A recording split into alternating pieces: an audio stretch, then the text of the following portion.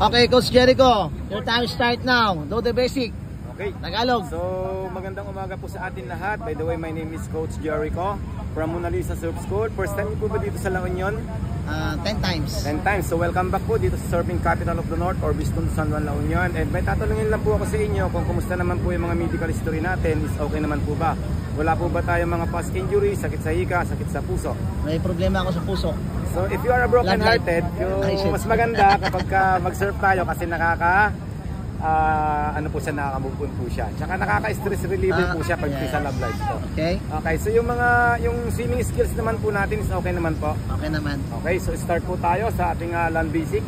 Kung saan po tayo mag-surf, ito nga po pala yung tinatawag nating beach break, kung saan buhangin po siya. Mayroon din po tayong reef break, kung saan din po nag-surf ang mga pro. Okay, so tayo mga beginner lang po, dito lang po tayo sa beach break. Coach, okay. pag beach break, anong ilalim yan? So, buhangin po siya. O pag point break, Coach? That is reef break. Okay. So yun po.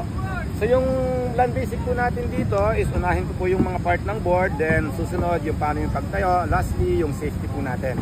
So kung nakikita nyo po, yung board na gagamitin natin is tinatawag po natin siyang soft board, long board. So long board po yung gagamitin dahil mas madali po natin makukuha yung ating balance dito. So pag gumamit tayo ng short board, usually yung nakikita nyo naman, minsan may gumagamit ng short board. So yun po ay para sa mga pro. If you are a beginner, wag po tayong gagamit ng short board kasi mas mahirap pong hanapin yung balance doon. Okay? So unahin po natin yung part ng board. Sa likod po yung tail ng board kung saan dito po kami nagpo-push para makukuha ng alon nyo. Kasi dito, ang pag-aaralan po natin dito is yung balance po muna natin. So hindi po muna tayo dapat mag-paddling. Okay, yung gilid naman po, ito po yung rails kung saan dito tayo nakapit sa pagsampa. Although pag nakasampa po tayo sa board natin, kumapit po tayo na mahigpit para sa ganon, pag may dumating na alon, hindi tayo tatangayin.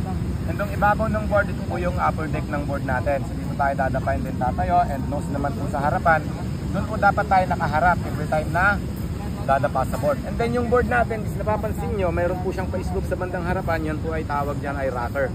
So mayroon din po tayong leash plug dito, and then leash cord, then leash or leg group. So yung pinakamalaking strap, ang gamit ng leash plug? Ang gamit ng leash plug?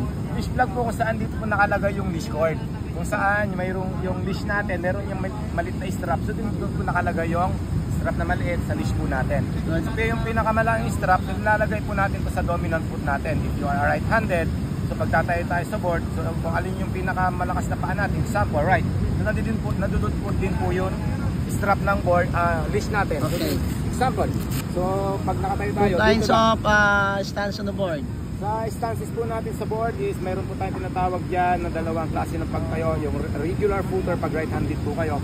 Okay. So multi-footer naman po pag footer po tayo. Okay.